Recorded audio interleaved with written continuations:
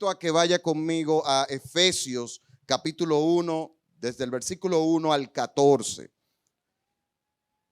Y dice así la palabra del Señor. Pablo, apóstol de Jesucristo, por la voluntad de Dios, a los santos y fieles en Cristo Jesús que están en Éfeso. Gracia y paz a vosotros de Dios nuestro Padre y del Señor Jesucristo. Bendito sea el Dios y Padre de nuestro Señor Jesucristo, que nos bendijo con toda bendición espiritual en los lugares celestiales en Cristo, según nos escogió en Él antes de la fundación del mundo, para que fuésemos santos y sin mancha delante de Él, en amor, habiéndonos predestinado para ser adoptados hijos suyos por medio de Jesucristo, según el puro afecto de su voluntad, para alabanza de la gloria de su gracia, con la cual nos hizo aceptos en el amado. Versículo 7, en quien tenemos redención por su sangre, el perdón de pecados según las riquezas de su gracia, que hizo sobreabundar para con nosotros en toda sabiduría e inteligencia, dándonos a conocer el misterio de su voluntad según su beneplácito, el cual se había propuesto en sí mismo de reunir todas las cosas en Cristo, en la dispensación del cumplimiento de los tiempos, así la que están en los cielos como la que están en la tierra. En él asimismo tuvimos herencia, habiendo sido predestinados conforme al propósito del que hace todas las cosas según el designio de su voluntad, a fin de que seamos para alabanza de su gloria, nosotros los que primeramente esperábamos en Cristo. En él también vosotros, habiendo oído la palabra de verdad, el evangelio de vuestra salvación, y habiendo creído en él, fuisteis sellados con el Espíritu Santo de la promesa, que es las arras de nuestra herencia, hasta la redención de la posesión adquirida para alabanza de su gloria. Aleluya. Gloria a Dios. Dios bendiga su palabra. Y ya Melvin estuvo orando y deseamos que el Señor edifique nuestras vidas. Quiero comenzar diciéndoles que Éfeso, a quien se dirige primariamente esta carta, era un centro mundial de adoración a ídolos en el Imperio Romano.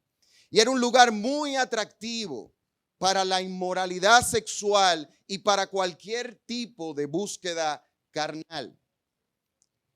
Aparte de eso, diversas filosofías erradas y el ocultismo espiritual, un ocultismo totalmente fuera de la verdad de Dios, competían con la atención de la gente. Por ese ambiente pecaminoso que se vivía en esa ciudad, los cristianos era urgente, necesitaban una forma totalmente nueva de verse. El Espíritu Santo, por medio de Pablo, quería que ellos entendieran que tenían una nueva identidad totalmente diferente a la de su cultura. La realidad es que ese ambiente que se daba en Éfeso es muy similar al tiempo actual. Muy similar al tiempo que nosotros estamos viviendo. Porque vivimos en una cultura donde la inmoralidad sexual es un dios. La idolatría sobreabunda y se manifiesta de diversas maneras. Solo tenemos que ver las redes sociales. Vivimos en sociedades posmodernas en donde se enseña y se promueve agresivamente, de una manera muy planificada y muy intencional, que el placer carnal es el bien supremo de la vida humana. Nuestra cultura es adoctrinada por medio de ideologías y filosofías anticristianas que están lavando los cerebros de esta generación. Por eso, al igual que los efesios, es muy importante que tú y yo entendamos que Dios nos ha bendecido espiritualmente en Cristo, y eso se traduce en que ahora tenemos nueva identidad. Mis hermanos, es muy importante que conozcamos y creamos. Conozcamos y creamos en esta bendición para que nuestras vidas realmente glorifiquen a Dios en todo momento.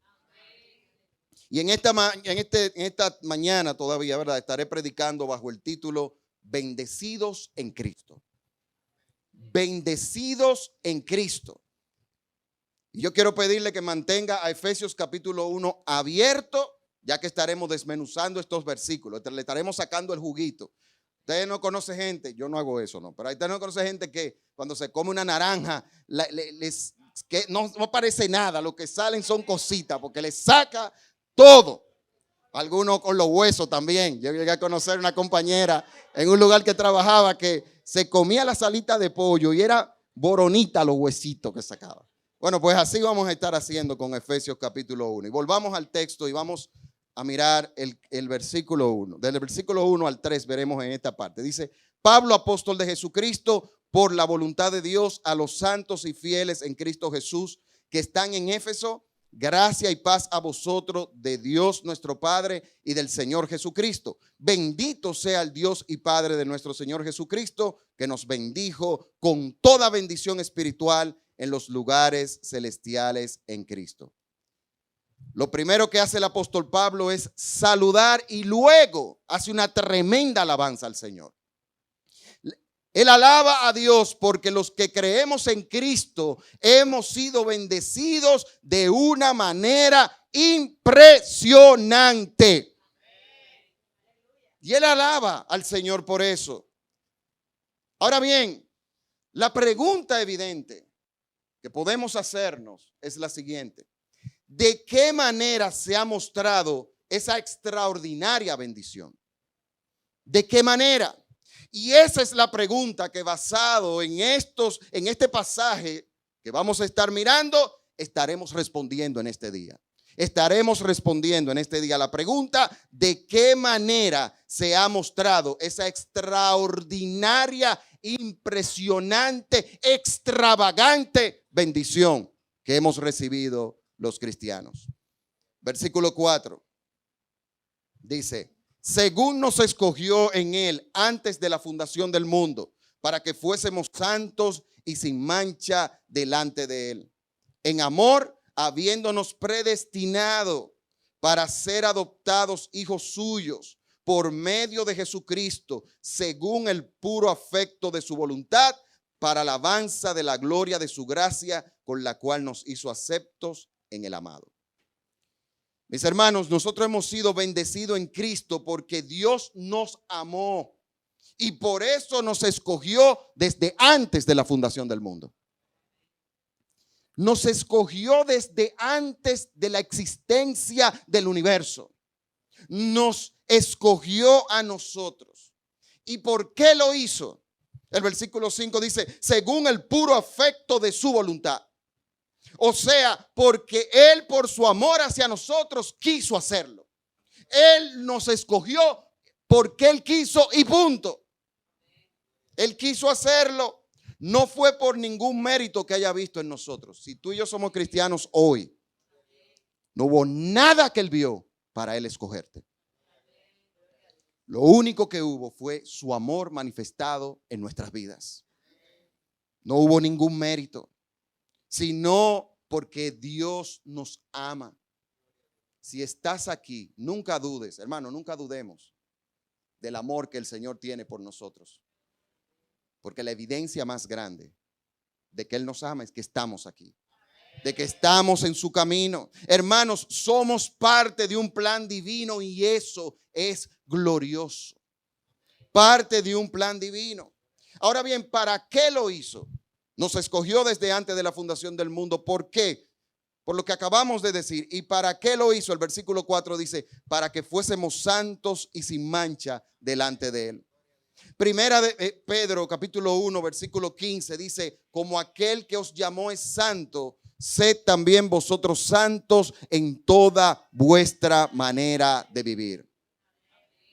Dios nos escogió y con eso nos apartó para ser usado exclusivamente para Él. Por amor nos escoge y nos escoge para que seamos de Él. apartados para Él, para su uso exclusivo, que esto es lo que significa santo. Nos escogió para que fuéramos santos. El ser santo implica para que vivamos vidas limpias e íntegras, vidas que sean agradables delante de sus ojos. Habla de que estemos sin mancha delante de Él. Para eso el Señor nos escogió. Volvamos al versículo 5, dice en su primera parte, en amor habiéndonos predestinado para ser adoptados hijos suyos por medio de Jesucristo. Ya hemos visto que dentro de esa bendición espiritual es que hemos sido escogidos. Nos ha hecho santos. Pero hay otra cosa que va apareciendo aquí. Otra bendición que tenemos es que Dios nos ha convertido en sus hijos. Somos hijos de Dios. Hemos sido adoptados por medio de Jesucristo y ahora somos parte de la hermosa y gran familia de Dios diseminada en todo el globo terráqueo. Somos parte de esa familia. Somos hijos de Dios. Juan 1 del 12 al 13 dice, mas a todos los que le recibieron, a los que creen en su nombre, les dio potestad de ser hechos hijos de Dios, los cuales no son engendrados de sangre, ni de voluntad de carne, ni de voluntad de varón, sino de Dios. Hemos sido adoptados. Hemos sido adoptados y vemos cómo nos ha escogido, nos ha hecho santos, nos ha adoptado. ¿Y cuál es el propósito por el cual Dios ha hecho estas cosas con los cristianos? Porque tiene que haber un propósito. Hay un por qué, hay un para qué, pero ¿cuál es el propósito que busca Dios con eso? ¿Cuál es el propósito de haber hecho eso? Versículo 6 dice, para alabanza de la gloria de su gracia con la cual nos hizo aceptos en el amado. Ese es el propósito. Ese es el propósito. Mis hermanos, recordaros saber que Dios por su gracia ha hecho estas cosas con nosotros, nos debe de llevar a dar gloria a Dios. Nos debe de llevar a alabarle, nos debe de llevar a darle gracia, nos debe de llevar a decir como en la canción que se estaba cantando, tuyo es el poder, tuyo es la gloria, tuya es el reino. Y eso nos debe de llevar a glorificarle a Dios con nuestras vidas. Ese entendimiento de ese propósito por el cual Dios ha hecho esto, nos debe de llevar a eso. Qué grande lo que Dios ha hecho con nosotros. Hermanos, recordemos solo por un momento de dónde Dios nos sacó. Y quiero decirte que si Dios no hubiese irrumpido en tu vida, tú estarías muy mal. Y quien predica aquí estaría muy mal también. Y Dios irrumpió en nuestra existencia. Nos escogió, nos ha hecho santos, nos ha hecho hijos para alabanza de la gloria de su gracia. Y mis hermanos, ¿sabes qué? La manifestación de su bendición espiritual, o sea, de su gracia abundante para con nosotros, no termina aquí. Vamos a seguir leyendo. Si ya el mensaje se acabó, no se ha acabado. Hay más bendición espiritual. Versículo 7 dice, en quien tenemos redención por su sangre, el perdón de pecados según la riqueza de su gracia. Hemos sido redimidos por la sangre de Cristo, liberados de la esclavitud del pecado. ¡Wow! ¡Qué cosa tan grande! Somos libres. La sangre de Cristo nos libertó. Éramos esclavos del pecado. Éramos enemigos de Dios, ofendíamos a Dios. Y hoy somos redimidos. Somos rescatados. ¡Qué glorioso!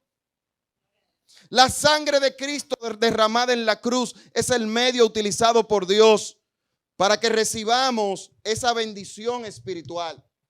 La bendición espiritual de la que estamos hablando, el medio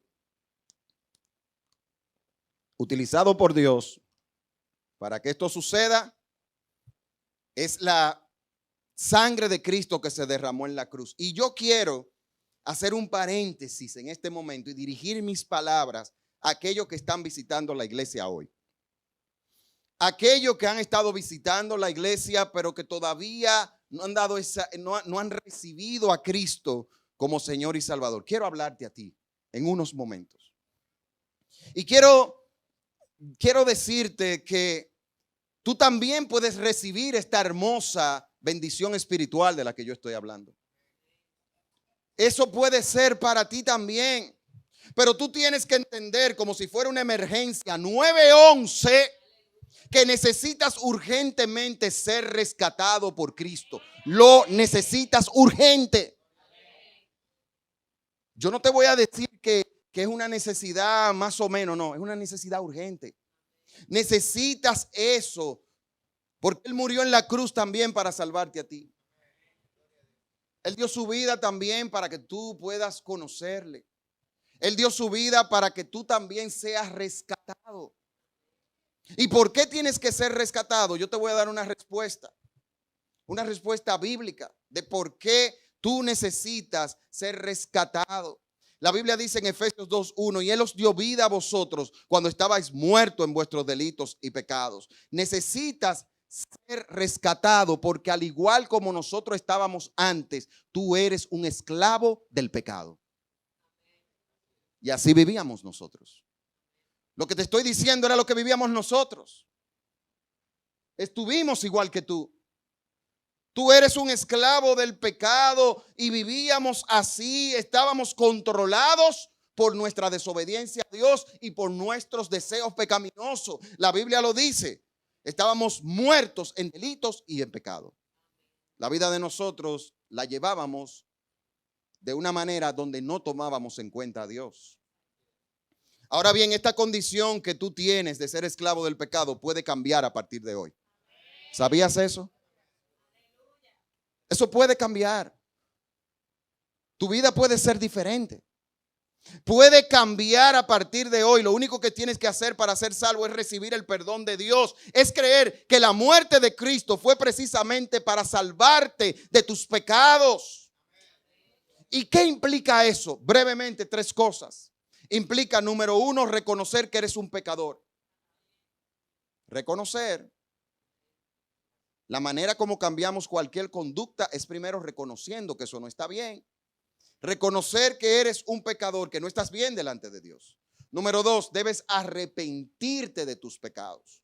Arrepentirnos de nuestros pecados, o sea, pedirle perdón a Dios por la vida que has estado viviendo alejado de Él. Y número 3, recibir al Señor. Esto implica que a partir de ahora tú entregas tu vida a Cristo. A partir de ahora tú entregas tu vida a Cristo. Esto es tener una relación personal y real con Él. Una relación como nunca la has tenido. Y quiero decirte que uno de los distintivos que diferencia la fe cristiana de todas las creencias y religiones del mundo es precisamente esa verdad de que nosotros vivimos una relación con Dios. Las demás religiones del mundo, Islam, judaísmo, hinduismo, budismo, lo que hacen es que promueven y enseñan la autosuperación del hombre por medio de leyes y normas que la religión pone. El cristianismo no es así. El cristianismo nos habla de que nosotros no podemos con nuestra propia fuerza, nuestra propia entendimiento, nuestra propia intelectualidad, no podemos agradar a Dios y por eso Él salió a nuestro encuentro. Él fue que vino a rescatarnos. Él vino a rescatarnos a nosotros. La salvación no consiste en cosas que yo haga, consiste en que Él venga a mí, que yo le reciba y que Él forme parte de mi vida. Y cuando yo le recibo, empiezo a vivir una vida de relación con Dios, personal, real y viva. Y eso es lo que necesitas. Cuando conoces a Cristo, tu mayor deleite es conocerle. Cuando conoces a Cristo, tu mayor deleite es agradarle. Cuando conoces a Cristo, el placer mayor que experimentas es en obedecerle, obedecer su palabra. Cambia tu cosmovisión de vida. Cambia tu manera de ver la vida. Priorizas y valoras las cosas que realmente se deben de valorizar, porque recordemos que el Dios creador del cielo y de la tierra es el Dios que nos hizo a nosotros y ha dejado el manual de vida, que es la Biblia, para saber cómo debemos de vivir. Ahí encontramos el verdadero propósito de la vida. Cuando tenemos a Cristo. Y por eso nos congregamos, por eso hacemos iglesia. Por eso hacemos culto y tenemos iglesia y tenemos comunidad de fe. Primero, porque es un mandato bíblico. Y segundo, porque es aquí juntos que crecemos. Es aquí juntos que vamos viendo qué es lo que Dios quiere para con nosotros. Es aquí juntos que formamos parte del trabajo en la obra de Dios. Aleluya. Si quiere dárselo a Él, dáselo fuerte a Él. Gloria a Dios. Cierro paréntesis y sigo con lo que estamos tratando. Versículo 8. Dice, que hizo sobreabundar para con nosotros, Efesios 1:8, que hizo sobreabundar para con nosotros en toda sabiduría e inteligencia, dándonos a conocer el misterio de su voluntad, según su beneplácito, el cual se había propuesto en sí mismo de reunir todas las cosas en Cristo en la dispensación del cumplimiento de los tiempos, así las que están en los cielos como las que están en la tierra. Mis hermanos, y como parte de esa gran bendición espiritual que hemos recibido en Cristo, Dios nos ha dado a conocer el misterio de su voluntad. Lo vieron ahí en el texto, ¿verdad?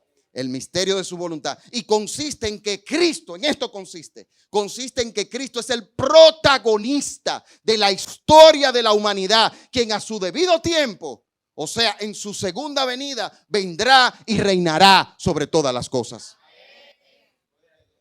El protagonista de la historia de la humanidad es Jesús. Al final, todo lo que se va a cumplir en la humanidad es lo que Dios ha establecido conforme a su palabra. Y si Cristo vuelve de nuevo. Si Cristo vuelve por segunda vez.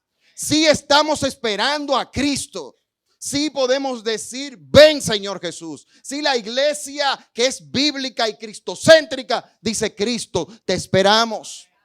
Vuelve Señor. Y Él va a reinar sobre todas las cosas. Eso no es una película de ciencia ficción. Yo no te estoy hablando de Matrix, ni del multiuniverso, de que si yo quién de Marvel. No.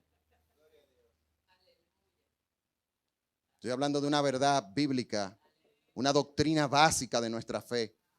Y Cristo volverá y señales hay de que Él vuelve. Cristo vuelve. Y este es un misterio que Dios nos lo ha revelado a nosotros, los creyentes. Y que el mundo, eso de que Cristo es el protagonista de la historia de la humanidad, el mundo no conoce eso. El mundo, o sea, aquellos que no son creyentes, que no tienen a Cristo como el dueño de su vida, ignoran totalmente esta verdad que es clara para nosotros. La ignoran, no la pueden conocer, son ignorantes. ¿Y por qué para ellos? ¿Por qué esa verdad tan clara para nosotros? De que Cristo es el centro, de que Cristo es el protagonista de la historia de la humanidad, porque es aquel que nos hizo. Es aquel que nos hizo, aquel verbo que creó todas las cosas, que se hizo carne. Juan capítulo 1. Y nosotros, para nosotros eso es real. Para nosotros es real de que Él vuelve. ¿Por qué para el mundo no lo entiende? Lo considera ciencia ficción. Hay una respuesta contundente que da el apóstol Pablo en 1 Corintios 2:14. Dice, pero el hombre natural no puede percibir las cosas que son del Espíritu de Dios, porque para él son locura. Y no las puede entender porque se ha de discernir espiritualmente. Por eso es que para ellos esto es locura. Por eso cuando nos toca y Dios nos da la oportunidad de hablar de estas verdades en lugares donde no son cristianos, en medios de comunicación o en cualquier lugar donde no son cristianos y donde gente tiene su religión atea, ¿verdad? Sí, es una religión el ateísmo, pero de eso podemos hablar después. Su religión atea nos confrontan porque no lo pueden entender. Porque esto lo entendemos por la revelación del Espíritu que ahora vive en nosotros. Y para nosotros eso es tan real y por eso es un misterio para aquellos que no conocen al Señor. Un misterio revelado en la Biblia. Un misterio que ha sido revelado en las Escrituras. Pero todavía hay más bendiciones espirituales. ¿Pensaron que ya se había acabado? No. Siguen las bendiciones espirituales. Bendiciones espirituales que hemos recibido gracias a Cristo, que se tenga eso claro. Versículo 11. En él asimismo tuvimos herencia, habiendo sido predestinados conforme al propósito del que hace todas las cosas según el designio de su voluntad. Yo voy a leer eso de nuevo. En él asimismo tuvimos herencia, agarre esa palabra, habiendo sido predestinados conforme al propósito del que hace todas las cosas según el designio de su voluntad. El Señor, quien nos ha escogido desde antes de la fundación del mundo, nos ha dado una herencia. En este mundo muchas personas han recibido herencia, otros han obligado que se le dé herencia. Sí, han obligado, sí. Se han dado muchos casos de cómo las herencias han dividido tanto a familia. Se han dado actos muy feos por temas de herencia. Hay gente que han recibido herencias legítimas, otros han recibido herencias ilegítimas. Hay quienes nunca van a recibir herencia en el plano humano. Pero los cristianos tenemos una herencia. Y esa es una herencia que, así como la elección de Dios, no fue por mérito de nosotros. No importa quién tú seas, no importa la situación que vivas. Dios, si estás en Cristo, condición sine qua non, si estás en Cristo, te ha dado una herencia. Una herencia que no la hemos recibido por ninguna obra de justicia que hayamos hecho.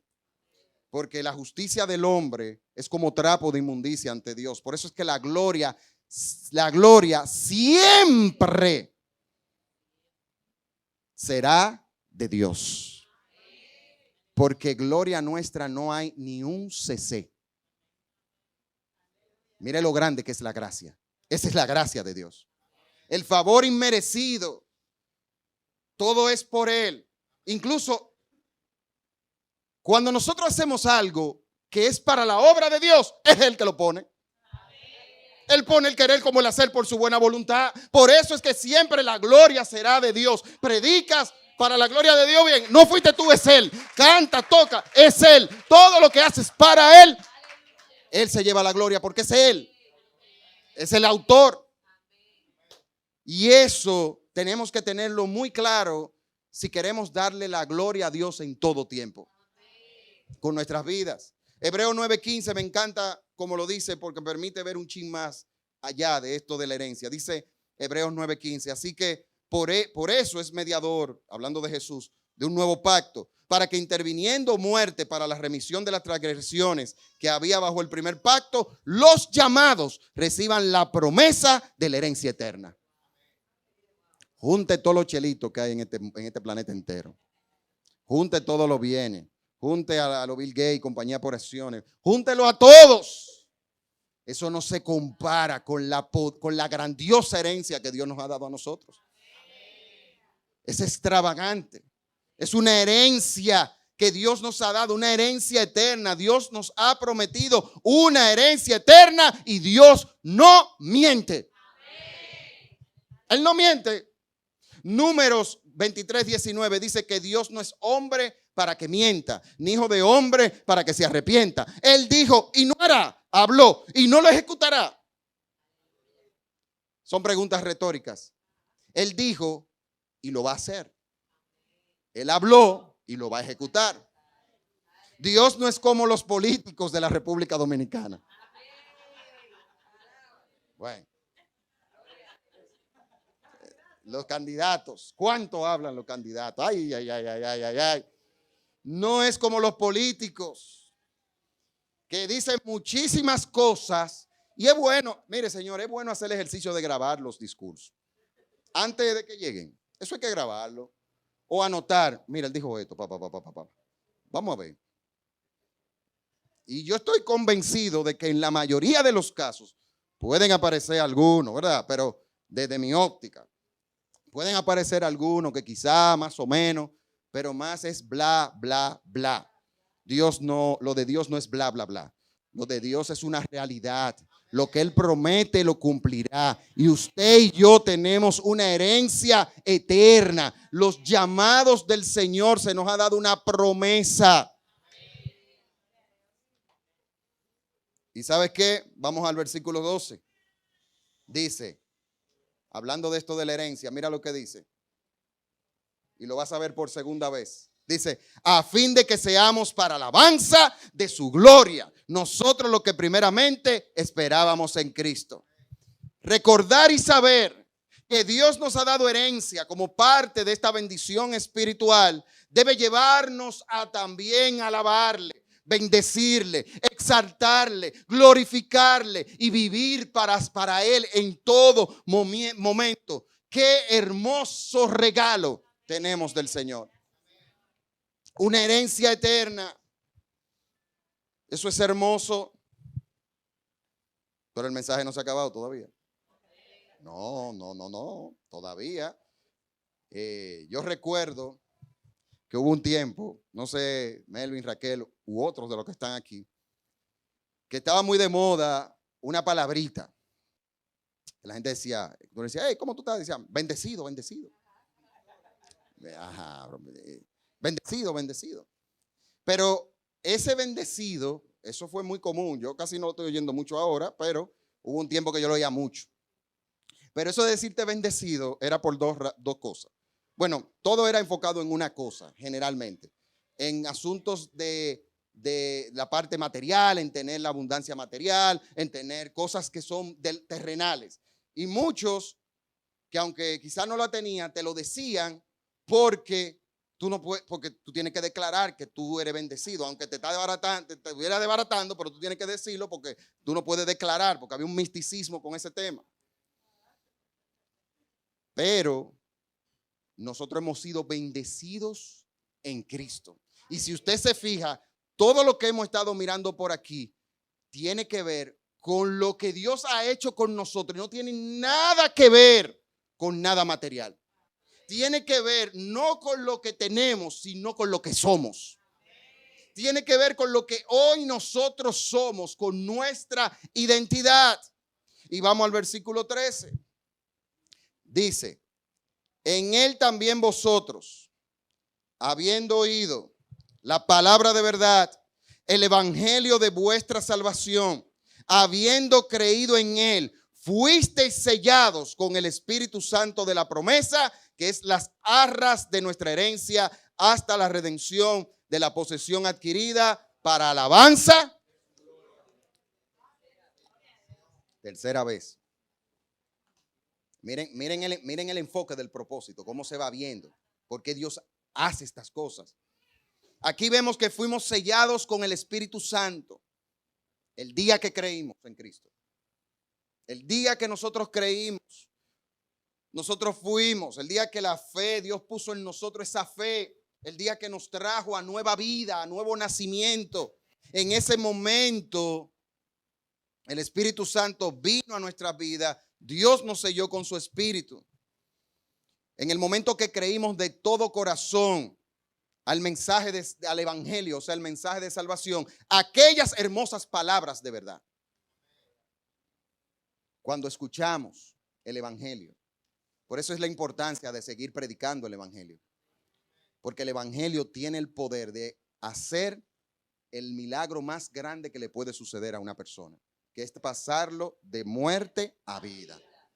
Sacarlo de la muerte espiritual y traerlo a la verdadera vida. Tiene el poder de germinar una nueva creación.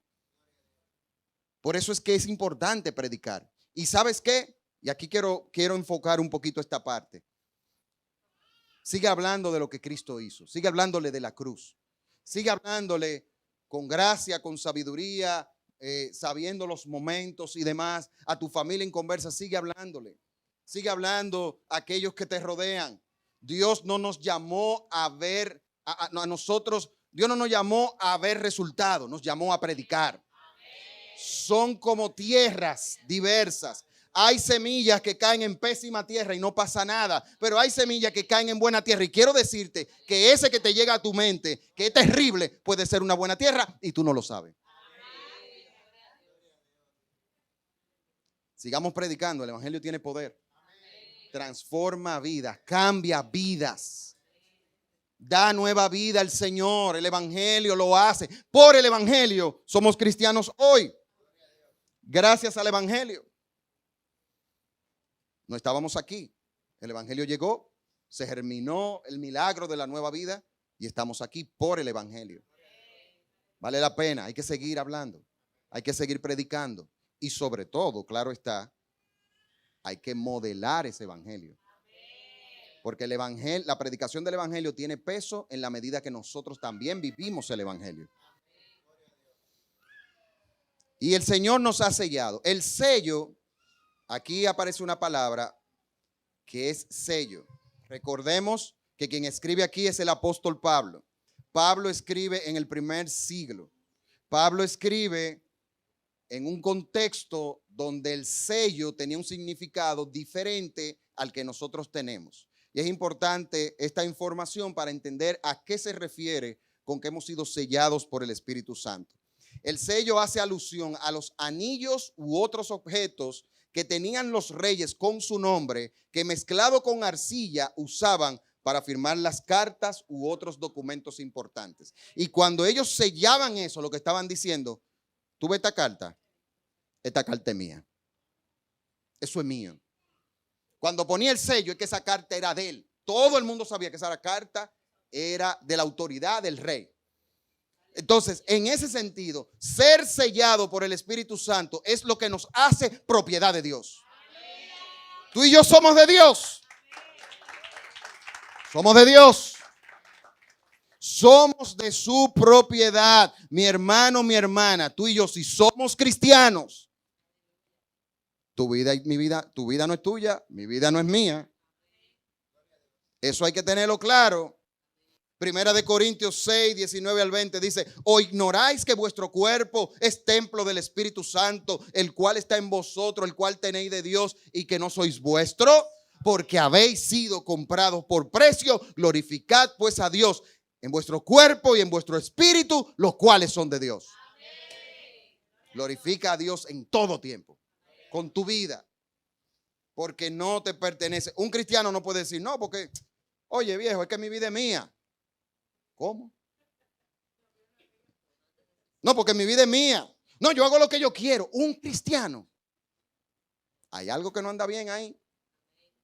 No, su vida, oiga bien esto, si usted es un cristiano, su vida no es suya. No, porque es que, óyeme, mi familia lo hacían así. Imagínate, yo me crié así, por eso es que yo lo hago. No.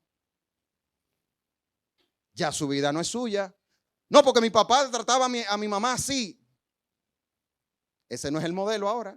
Si viste cosas buenas ahí, cógelo, pero si no, ese no es el modelo. Ah, porque yo trataba, mi mamá lo trataba a él así. Eso es conforme a la palabra. Entonces, la vida de nosotros, hermanos, no nos pertenece. Si tú eres cristiano, nosotros como cristianos tenemos que entender que nuestra vida, yo no hago lo que yo quiero, yo hago lo que Dios quiere. Lucho por hacer lo que Dios quiere y nos ha dado una ayuda muy buena que se llama el Espíritu Santo para que lo podamos hacer. Porque con nuestra propia fuerza no podemos. No hay justificación. Nuestra vida no nos pertenece. Ahora debemos hacer lo que Dios quiere. Somos de Él. Somos de Él. El fruto del Espíritu Santo, Gálatas 5, del 22 en adelante: amor, gozo, paz, paciencia, benignidad, bondad, fe, mansedumbre, templanza. Por eso es que el orgullo no cabe en esta vida cristiana, no cabe. Hay gente que se sorprende y dicen, y no, yo creo que hay que sorprendernos al revés. Le voy a decir lo que estoy tratando de decir. Hay gente que dicen, por ejemplo, wow, fulano sí es humilde. Eso no nos debe de sorprender. Ese es el modelo de Cristo. Cristo dijo que seamos mansos y humildes de corazón. Lo que nos debe de sorprender es alguien que se haga llamar cristiano y sea arrogante. Ese no es el modelo. Es el modelo de allá afuera, donde la gente se cree superior. Aquí no.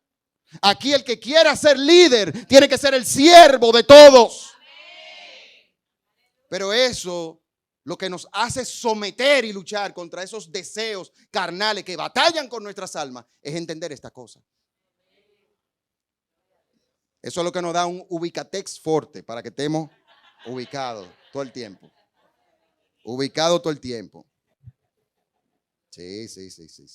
El cristiano no puede decir que mi vida es mía. En los versículos 13 y 14 de Efesios 1 nos dice, vaya allá conmigo. 13 y 14, sí. Vamos a cogerlo de nuevo para algo que vemos aquí que quiero también tocar. Dice, estoy mirando el reloj, estamos bien, ¿verdad, siervo? Ok. Dice, en él también vosotros, habiendo oído la palabra de verdad, el evangelio de vuestra salvación, habiendo creído en él, fuisteis sellados con el Espíritu Santo de la promesa. Aquí es que voy. Que es las arras de nuestra herencia hasta la redención de la posesión adquirida para alabanza de su gloria.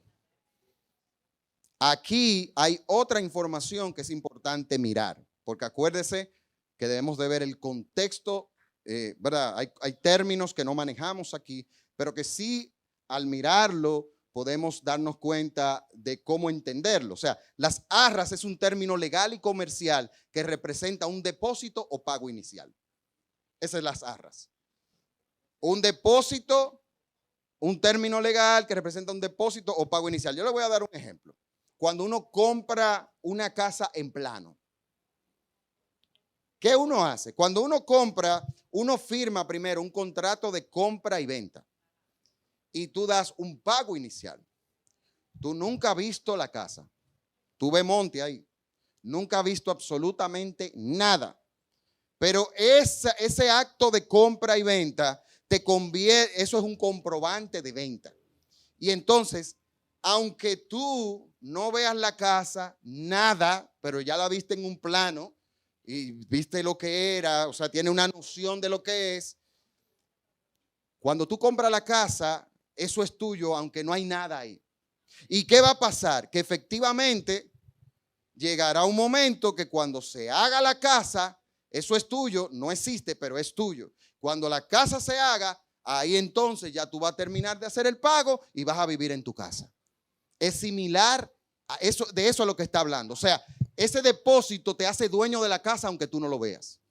Lo mismo es lo que está diciendo aquí. O sea, el sello del Espíritu Santo que hemos recibido los creyentes en Cristo es como ese depósito inicial que hemos recibido de parte de Dios, que nos garantiza de que un día estaremos en el reino de Dios.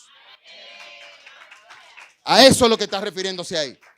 Dios nos ha dado una garantía, un depósito inicial, que se llama habernos dado su Espíritu.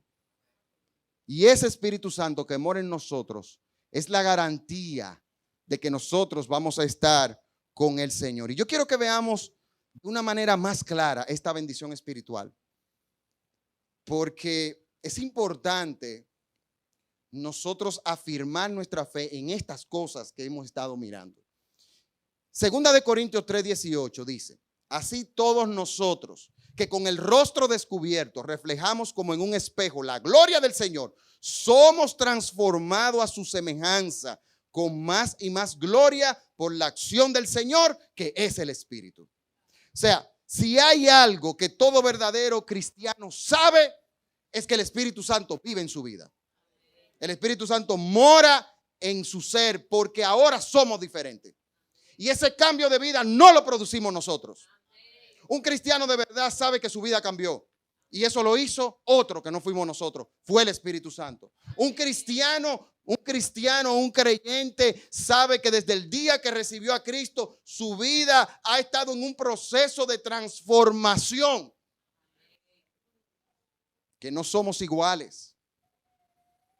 Que aunque físicamente somos la misma persona, no somos la misma persona. Y quienes más saben eso son aquellos que han vivido con nosotros o aquellos que de verdad compartieron con nosotros antes de ser cristianos.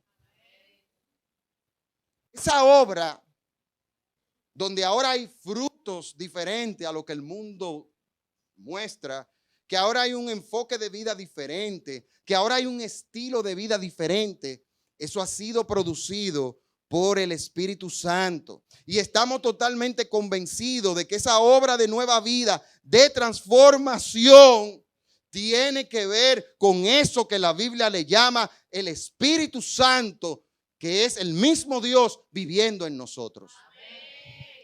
Nada ni nadie va a impedir que estemos con el Señor. Es verdad, así como es verdad que el Espíritu Santo vive en ti, así con esa mentalidad de convicción tenemos que entender que el día que nos vayamos aquí vamos a estar con Él. Ese es el punto que quiero traer aquí.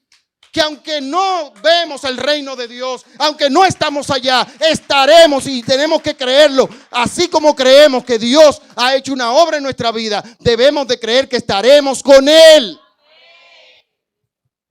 El mundo podrá decir lo que sea, que eso es fantasía, que eso es invento. El mundo que siga con su locura. Nosotros seguimos con la verdad que ha sido revelada por Dios en nuestras vidas. Y por tercera vez, todo este pasaje que vemos nos dice que esta bendición en Cristo nos debe de llevar a alabar a Dios. Esta grandiosa promesa. También en lo práctico, recuérdelo, que cuando hablamos de alabar a Dios, de glorificar a Dios, de exaltar a Dios, hay un componente práctico que es vivir para Dios. Nosotros cantamos, pero nosotros tenemos que esa alabanza a Dios, dársela con nuestra vida, sin palabras. Cuando tenemos acciones que Dios le agrada, estamos dándole alabanza sin palabras. Cuando en el trabajo yo soy sal y luz, yo estoy alabando a Dios sin palabras. Glorificar a Dios en todo momento es que Dios sea visto, para que aquellos que comparten contigo en el trabajo, aquellos familiares inconversos que comparten contigo, dicen, wow, pero tú haces cosas que definitivamente una gente normal no haría. No soy yo que lo hago, lo hace Dios. Y esa alabanza, ¿a quién va a ser? Al Señor. Para la alabanza de la gloria de su gracia. Y quiero concluir sintetizando lo que hemos predicado en este día. Mis hermanos, nuestra identidad en Cristo se basa en la bendición espiritual.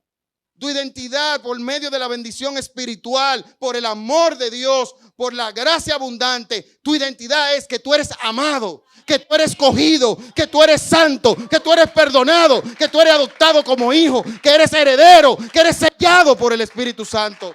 Eso es lo que eres. Eso es lo que somos. La gracia de Dios nos ha hecho nuevos. Personas con una identidad muy clara.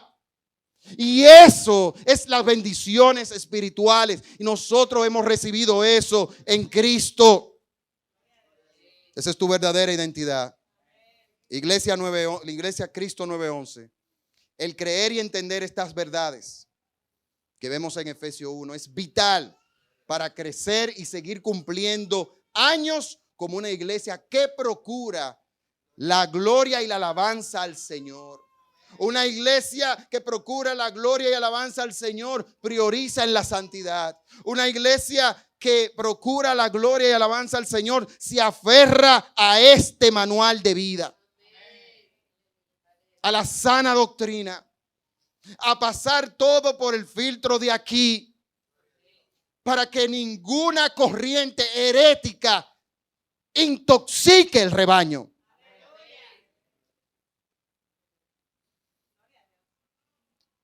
Una iglesia que da gloria y alabanza al Señor crece de manera saludable. Una iglesia que da gloria y alabanza al Señor, lo principal será que Dios sea exaltado por medio de todo lo que hace.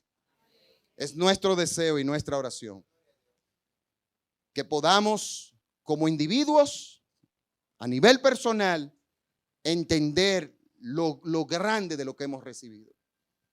Hermano, esto es demasiado grande lo que acabamos de ver aquí. Y todo eso ha sido por amor. Qué grande lo que Dios ha hecho con nosotros. Pensemos en eso. Pensemos en eso.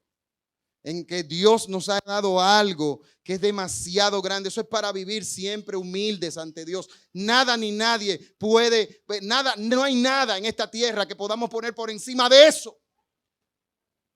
Eso ha sido demasiado grande. La bendición espiritual que hemos recibido en Cristo. Hermano, que podamos entender eso. Que podamos comprenderlo y vivir en pos de esa realidad.